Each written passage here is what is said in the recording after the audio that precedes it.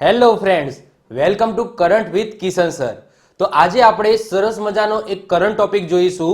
એ છે budget 2023. Recently તમને ખબર છે કે આપણું કેન્દ્રીય બજેટ છે એ રજૂ કરવામાં આવ્યું છે સંસદની અંદર. કોના દ્વારા રજૂ કરવામાં આવ્યું? તો આપણા જે નાણામંત્રી છે કેન્દ્રીય નિર્મલા સીતારમણજી એમના દ્વારા પ્રસ્તુત કરવામાં આવ્યું છે. વેરી ઇમ્પોર્ટન્ટ આ ટોપિક છે. આવનારી એક્ઝામની અંદર 100% આમાંથી એકાદ માર્કનો ક્વેશ્ચન પૂછાય. તો શરૂઆત કરી દઈએ છીએ આજના ટોપિકની. એ પહેલા હું તમને કહી દઉં કે આ આપણી નવી યુટ્યુબ ચેનલ છે જેની અંદર માત્ર ને માત્ર કરંટ અફેર્સના લેક્ચર આવે છે, કરંટ ટોપિકના લેક્ચર આવે છે. આપણા ડેલી કરંટ અફેર્સના લેક્ચર પણ સ્ટાર્ટ થઈ ગયા છે. તો જે લોકો નથી જોતા તો ખાસ કરીને જોઈ લે. આ ચેનલ ઉપર તમને રોજ સવારે 7 વાગે તમને આ ડેલી કરંટ અફેરનો લેક્ચર તમને મળી જશે. તો જેને પણ નથી જોતા એ ખાસ કરીને જોવે, જેની અંદર દેશ વિદેશની વાત કરવામાં આવે છે, સાથે સાથે ભારતની વાત કરવામાં આવે છે, સાથે સાથે ગુજરાતનું પણ કરંટ અફેર્સ કરાવવામાં આવે છે. તો આ ચેનલને સબસ્ક્રાઇબ ન કરી હોય તો ખાસ કરીને કરી લેજો. બીજી વસ્તુ તમને કહી દઉં કે જે આપણી કરંટ અફેર્સનો એક કોર્સ છે તમને ખબર છે લોન્ચ કરી દેવામાં આવ્યો હતો. તો એમાં જે ઓફર હતી 99 રૂપિયા વાળી, એ 99 વાળી ઓફર ફરીથી શરૂ કરવામાં આવી છે. અને એની અંદર પહેલા જે 26 ટોપિક હતા હવે 33 એટલે કે 33 ટોપિક થઈ ગયા છે. 33 કરંટ ટોપિક મેં એની અંદર એડ કર્યા છે, જેમાં ઈસરોનું કરંટ અફેર્સ એડ કર્યું છે, ડીઆરડીઓનું સ્પેસને લગતું મિસાઇલને લગતું કરંટ અફેર્સ આની અંદર એડ કરવામાં આવ્યું છે. આ બજેટ છે એનું કરંટ અફેર્સ મૂકી દીધું છે. પદ્મ પુરસ્કાર આપવામાં આવ્યા એ તમને મૂકી દીધું છે. જે બ્યુટી કોમ્પિટિશન થાય છે એનું કરંટ અફેર્સ, આઈઆઈટીનું કરંટ અફેર્સ, પછી એરપોર્ટનું કરંટ અફેર. તો ઘણા બધા ટાઈપના ટોપિક છે એ આની અંદર મેં મૂકી દીધા છે, તમે જોઈ શકો છો. એના પછી તમારે લેવું હોય તો લઈ શકો છો. 99 રૂપિયા ફરીથી કરી દેવામાં આવે છે. આપણી એપ્લિકેશનની અંદર જઈને તમે લઈ શકો છો. ચલો તો શરૂઆત કરીએ છીએ આજનો સરસ મજાનો ટોપિક. એ છે બજેટ. સૌથી પહેલા તો આ બજેટ શબ્દ છે એ આવ્યો ક્યાંથી અને આ બજેટનો મતલબ શું થાય છે એ સમજી લઈએ. તો બજેટ છે ને એનો મતલબ શું થાય છે? ચામડાનો થેલો. શું થાય છે? ચામડાનો થેલો થાય છે. અને આ જે શબ્દ છે બજેટ, એની ઉત્પત્તિ છે એ ફ્રેન્ચ ભાષામાંથી થઈ છે. ફ્રેન્ચ ભાષાનો શબ્દ છે બોગેટ. એમાંથી ધીમે ધીમે અંગ્રેજો દ્વારા એટલે કે જે યુકે છે એમની સંસદની અંદર આ બજેટ શબ્દનો ઉપયોગ થયો અને ધીરે પછી એ ભારતની અંદર પણ આવ્યો. પણ નોર્મલી આપણી જે ભારતનું બંધારણ છે એ બંધારણની અંદર બજેટ શબ્દનો કોઈ જ ઉલ્લેખ નથી. બજેટ શબ્દની જગ્યાએ ત્યાં શું લખેલું હશે? વાર્ષિક નાણાકીય પત્ર અથવા તો આવેદન, એવો શબ્દનો ઉપયોગ કરેલો છે. બજેટ શબ્દનો ઉપયોગ આપણા ભારતના બંધારણની અંદર તમને જોવા મળશે નહીં. તો સૌથી પહેલા તો બજેટનો મતલબ થાય છે ચામડાનો ઠેલો. એટલે જે નાણામંત્રી હોય છે, અત્યારે તો જો ડિજિટલ થઈ ગયું છે આપણું ભારત, તો અત્યારે તો ટેબ્લેટ લઈને આવે છે આપણા નાણામંત્રી. પણ શરૂઆતમાં જ્યારે આપણો દેશ મતલબ કે જસ્ટ સ્વતંત્ર થયો હતો અને એ વખતે જ્યારે બજેટ રજૂ કરવામાં આવતું હતું તો યસ, નાણામંત્રી છે એ ચામડાના ઠેલાની અંદર જે કાગળિયા છે, જે બજેટના કાગળિયા છે એ લઈને આવતા હતા અને પછી એ સંસદની અંદર રજૂ કરતા હતા. પણ હવે તો બધું ડિજિટલ જમાનો આવી ગયો છે. તો છેલ્લા 3 વર્ષથી 2021 થી જે આપણા નાણામંત્રી છે નિર્મલા સીતારમણજી, એ ટેબ્લેટની અંદર જ બજેટ લઈને આવે છે અને ટેબ્લેટમાં જ એ વાંચે છે. ચલો આગળ વાત કરીએ. ભારતીય બજેટ વ્યવસ્થાના જનક કોને કહેવામાં આવે છે? તો આન્સર આવશે જેમ્સ વિલ્સન. કેમ ભાઈ જેમ્સ વિલ્સનને? તો એમને 1860માં પ્રથમ વખત ભારતનું બજેટ છે એ રજૂ કર્યું હતું. આ અંગ્રેજોના સમયની વાત થાય છે. તો 1860ની વાત થાય છે. તો 1860માં ભારતનું પહેલું બજેટ રજૂ કરવામાં આવ્યું હતું અને કોને કર્યું હતું? જેમ્સ વિલ્સને રજૂ કર્યું હતું. અને એટલા જ માટે ભારતીય બજેટના વ્યવસ્થાના જનક કોને કહેવામાં આવે છે? જેમ્સ વિલ્સનને કહેવામાં આવે છે. આગળ વાત કરીએ. સ્વતંત્ર ભારતનું પ્રથમ બજેટ કોને રજૂ કર્યું હતું? તો એ રજૂ કર્યું હતું R K. Shanmukham Chetty. Okay, R K. Shanmukham Chetty દ્વારા રજૂ કરવામાં આવ્યું હતું. ક્યારે? તો 26 નવેમ્બર. આ સ્વતંત્ર ભારતનું પહેલું બજેટ હતું. હવે તમને બીજો એક ક્વેશ્ચન પૂછાય કે ભાઈ ગણતંત્ર ભારતનું. હવે ગણતંત્ર એટલે શું સમજો છો તમે?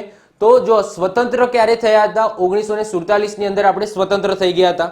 પરંતુ જ્યારે ગણતંત્ર પૂછાય, ગણતંત્ર એટલે કે શું? કે આપણું 26મી જાન્યુઆરી 1950 આપણે પ્રજાસત્તાક થઈ ગયા, ગણતંત્ર દેશ થઈ ગયો.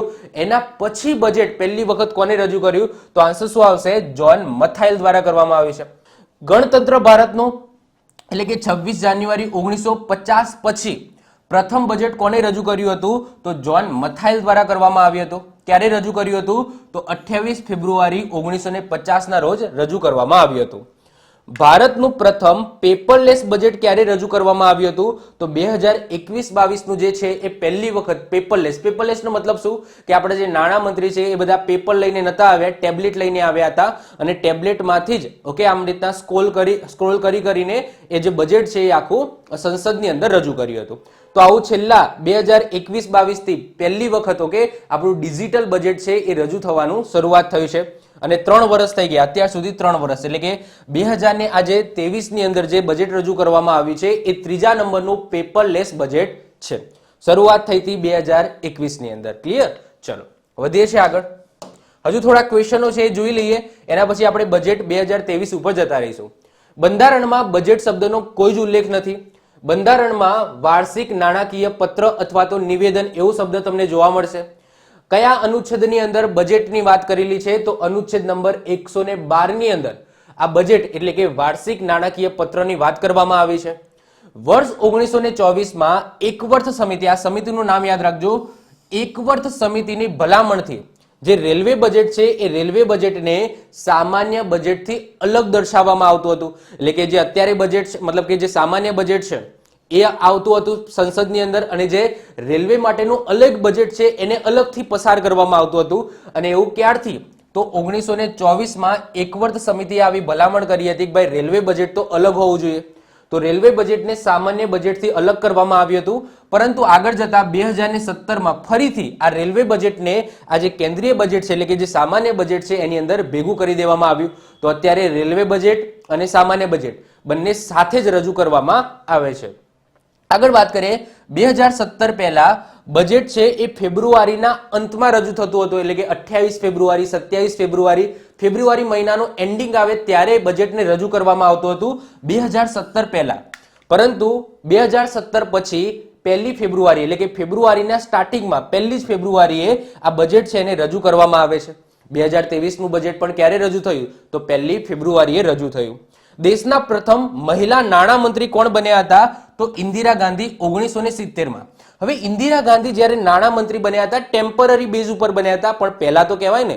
અને આપણા ઇતિહાસની અંદર ભારતના ઇતિહાસમાં એવા કેટલા પ્રધાનમંત્રી થઈ ગયા જેમને પ્રધાનમંત્રીના પદ ઉપર રહ્યાની સાથે સાથે નાણામંત્રીનું પણ કામ કર્યું છે એટલે કે બજેટ રજૂ કર્યું છે. તો 3 છે અને 3 આ જ પેઢીના છે એટલે કે ઇન્દિરા ગાંધી, જવાહરલાલ નહેરુ અને રાજીવ ગાંધી.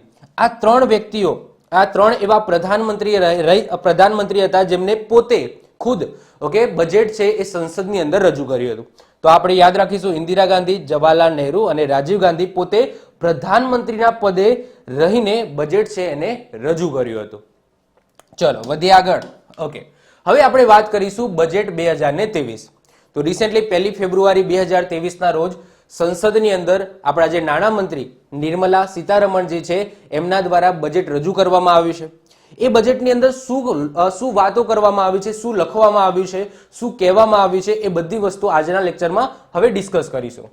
નિર્મલા સીતારમણજી જેમને સતત 5મી વખત અત્યાર સુધી સૌથી વધારે ઓકે હિસ્ટ્રીમાં જોઈએ તો અત્યાર સુધી સૌથી વધારે એટલે કે 5મી વખત સંસદની અંદર બજેટ રજૂ કર્યું છે. અને પૂર્ણકાલીન સંસદની અંદર બજેટ મતલબ કે પૂર્ણકાલીનનો મતલબ શું કે એમને પોતાનો કાર્યકાળ સફળતાપૂર્વક જે પૂર્ણ કર્યો હોય તો એટલે પૂર્ણકાલીન અને અત્યાર સુધી સૌથી વધારે વાર બજેટ રજૂ કરનાર એટલે કે 5 વખત બજેટ રજૂ કરનાર પહેલા મહિલા નાણામંત્રી બન્યા છે નિર્મલા સીતારમણ છે. આગળ વાત કરીએ વર્તમાનમાં ભારતની અર્થવ્યવસ્થાનો વૃદ્ધિ દર 7% રહેવાનો અનુમાન છે. આ બધું કોને કીધું છે? નાણામંત્રી નિર્મલા સીતારમણજીએ બજેટની અંદર કીધું છે. તો હવે જે પણ હું વાતો કરીશું મારી વાત નહીં કરું, આ બધી વસ્તુ બજેટમાં લખેલી છે એ બધું વસ્તુ જોઈશું. તો એમને સ્ટાર્ટિંગમાં કીધું કે ભાઈ વર્તમાનમાં ભારતની જે અર્થવ્યવસ્થા છે ઇકોનોમી છે એનો વૃદ્ધિ દર 7% રહેવાનો અનુમાન છે. અહીંયા જે તમને જાંબલી કલરથી હું બધું લખું છું ને આ ઇમ્પોર્ટન્ટ છે. આ જે હાઇલાઇટ કરું છું આ બધા MCQ છે, સમજી લેજો.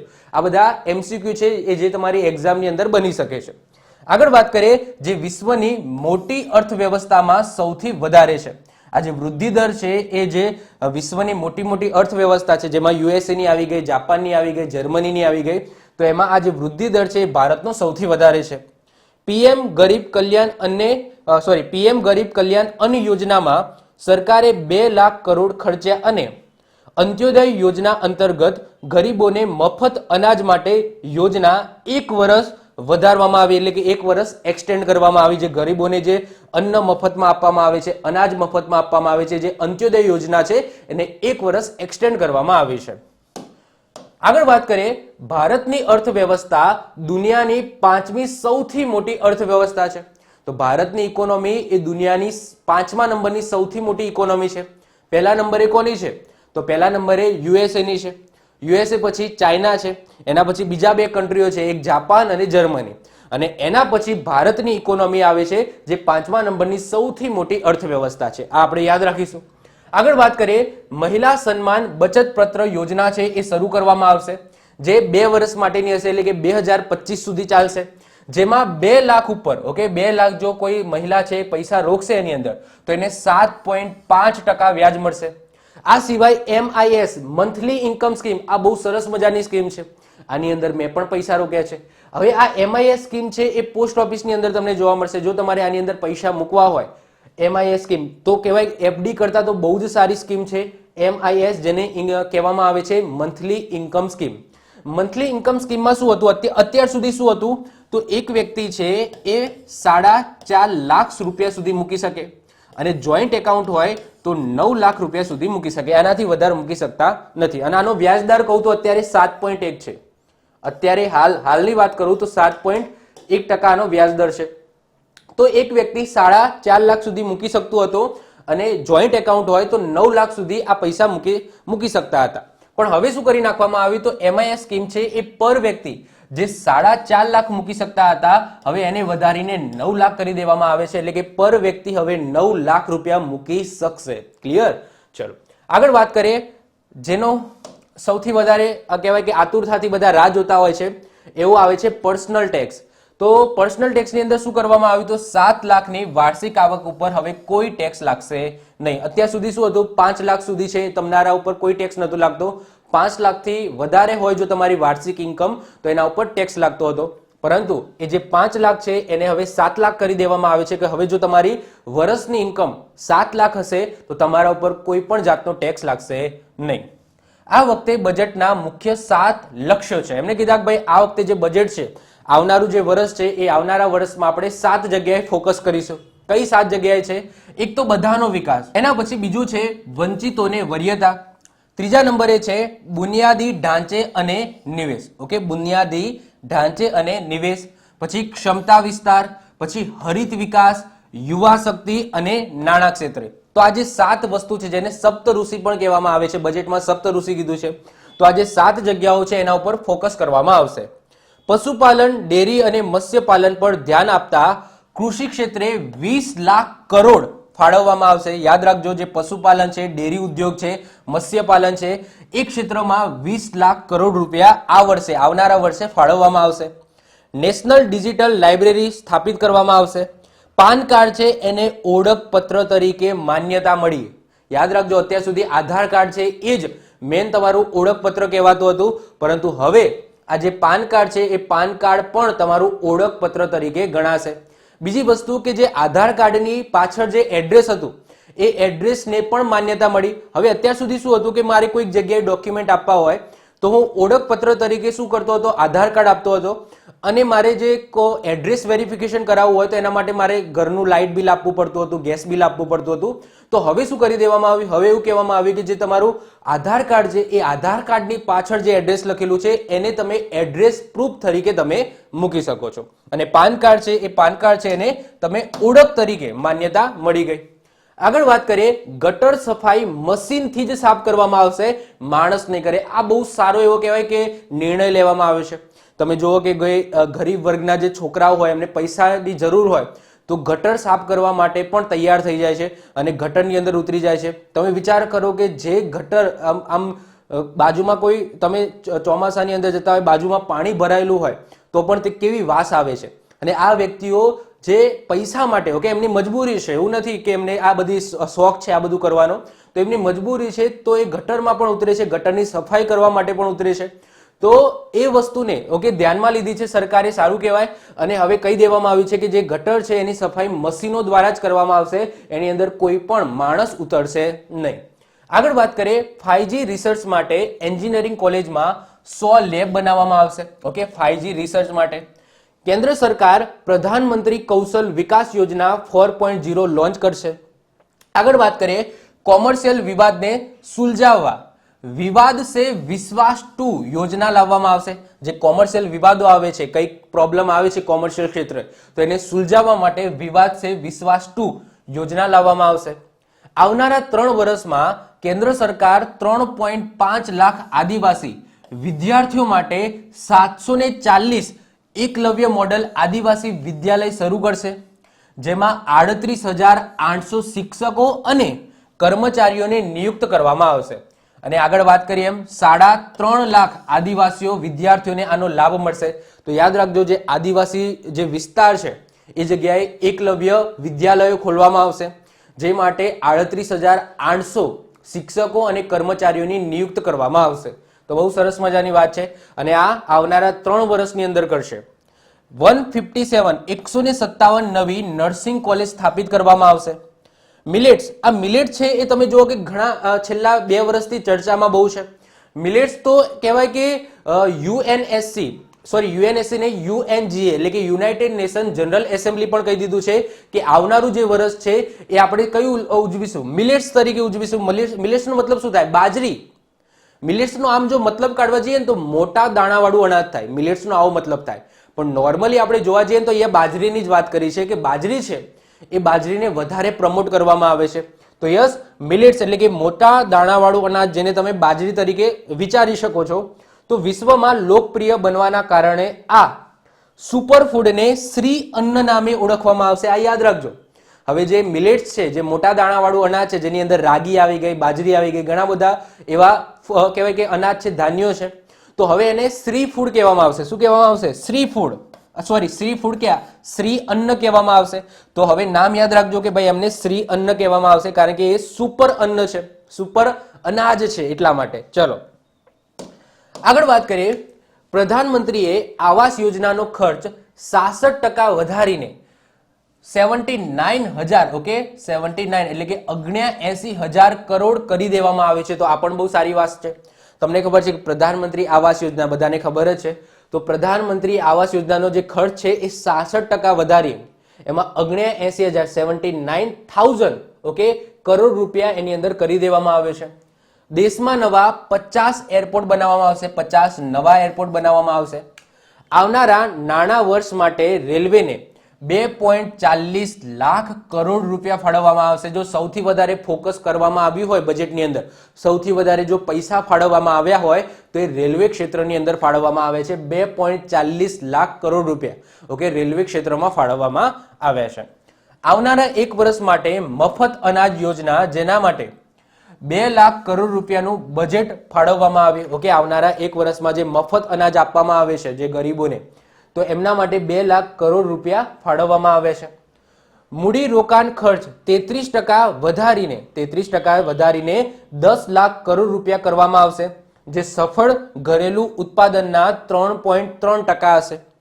આગળ વાત કરીએ. આવનારા 3 વર્ષમાં 1 કરોડ ખેડૂતોને પ્રાકૃતિક ખેતી ઓકે પ્રાકૃતિક ખેતી અપનાવવા માટે મદદ કરવામાં આવશે. અને એના માટે શું કરવામાં આવશે? તો 10,000 બાયો ઇનપુટ રિસર્ચ સેન્ટર છે એ ખોલવામાં આવશે જુદી જુદી જગ્યાએ ભારતની. તો આ વેરી ઇમ્પોર્ટન્ટ છે કે આવનારા 3 વર્ષમાં 1 કરોડ ખેડૂતોને જે પ્રાકૃતિક ખેતી છે એ પ્રાકૃતિક ખેતી તમે કઈ રીતના કરી શકો એના ઉપર ફોકસ કરવા માટે દેશમાં 10,000 બાયો ઇનપુટ રિસર્ચ સ્ટેશન છે એ ખોલવામાં આવશે. આગળ વાત કરીએ. યુવાને આંતરરાષ્ટ્રીય સ્તર પર કુશળ બનાવવા જુદા જુદા રાજ્યોમાં 30 એટલે કે 30 સ્કિલ ઇન્ડિયા ઇન્ટરનેશનલ સેન્ટર સ્થાપિત કરવામાં આવશે. આ પણ વેરી ઇમ્પોર્ટન્ટ છે. જુઓ, યુવાને આંતરરાષ્ટ્રીય સ્તર ઉપર કુશળ બનાવવા માટે રાજ્યોમાં 30 okay skill India international centre છે એ સ્થાપિત કરવામાં આવશે. આગળ વાત કરીએ. ગોવર્ધન યોજના અંતર્ગત 500 નવા મશીનરી બનાવવામાં આવશે. જુદી જુદી મશીનરી બનાવવામાં આવશે 500 નવી, જેનાથી જે ખેડૂતો છે એમને ઉપયોગમાં આવી શકે. તો ગોવર્ધન યોજના અંતર્ગત 500 નવા મશીનરી બનાવવામાં આવશે. આર્ટિફિશિયલ ઇન્ટેલિજન્સ એટલે કે AI માટે ભારતમાં 3 ઉત્કૃષ્ટ સંસ્થાની સ્થાપના કરવામાં આવશે. આર્ટિફિશિયલ ઇન્ટેલિજન્સ ઉપર રિસર્ચ કરવા માટે, નવી નવી ઇનોવેશન કરવા માટે ભારતની અંદર 3 ઉત્કૃષ્ટ સંસ્થાઓની સ્થાપના કરવામાં આવશે. રમકડામાં લાગતો સીમા શુલ્ક ઘટાડવામાં આવશે અને લિથિયમ આયન બેટરીની જે કસ્ટમ ડ્યુટી છે એની અંદર રાહત મળશે. એનો મતલબ શું? લિથિયમ આયન બેટરીથી બનતી જે વસ્તુઓ છે એ સસ્તી થશે, રમકડા છે એ સસ્તા થશે. નેશનલ હાઇડ્રોજન મિશન માટે નાણામંત્રીએ 19,700 કરોડ ફાળવવામાં આવશે, જેમાં 2030 સુધી 5 મેટ્રિક મિલિયન ટન ઉર્જા ઉત્પન્ન કરવામાં આવશે.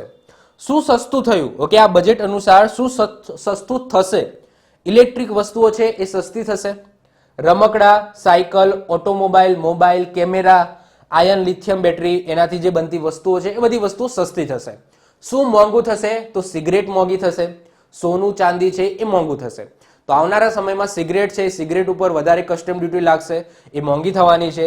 સોનું ચાંદી છે એ પણ મોંઘું થવાનું છે. આજના જ પેપરમાં હતું આ સવારે કે સોનાનો ભાવ 60,000 પહોંચી ગયો. ઓકે, તો તમે વિચાર કરો બજેટથી આટલો ફરક પડે. સીધો એક જ દિવસમાં જે ભાવ છે એ 60,000 ને ટચ કરી નાખ્યો. ઓકે, તો અહીંયા જે બજેટની બધી બાબતો છે કવર કરી દેવામાં આવી છે. આની પીડીએફ છે તમને ટૂંક જ સમયની અંદર આપણા ટેલિગ્રામની અંદર મળી જશે, સાથે સાથે આપણી એપ્લિકેશન છે એની અંદર પણ મળી જશે. બીજી વસ્તુ કે મેં તમને કીધું એમ કે આપણી જે એપ્લિકેશનની અંદર જે કરંટ અફેર્સનો સ્માર્ટ કોર્સ છે જેની અંદર 33 કરંટ ટોપિક એડ કર્યા છે, સાથે સાથે જે ડેલી કરંટ અફેર જે મંથલી કરંટ અફેર આવે છે એ તો એની અંદર મૂકવામાં આવે છે. તો જેને પણ લેવાની ઈચ્છા હોય, ફરીથી એની પ્રાઇસ છે એ 99 રૂપીસ કરી દેવામાં આવી છે. તો જેને પણ લેવાની ઈચ્છા હોય એ લઈ શકે છે. આ ઓફર ટૂંક સમય માટે જ છે. તો આઈ હોપ સો આજનો લેક્ચર તમને ગમ્યો હશે. જો ગમ્યો હોય તો લાઈક કરી દો, મિત્રો સાથે શેર કરી દો. જો તમે આ ચેનલ પર નવા હો તો ચેનલને સબસ્ક્રાઇબ કરીને બાજુમાં રહેલું બેલ આઇકન દબાવી દો, જેથી કોઈ નવો વિડીયો અપલોડ કરું તેની નોટિફિકેશન તમને મળતી રહે અને તમારો કોઈ પણ વિડીયો મિસ ના થાય. તો મળીશું નેક્સ્ટ લેક્ચરમાં. Bye, all the best.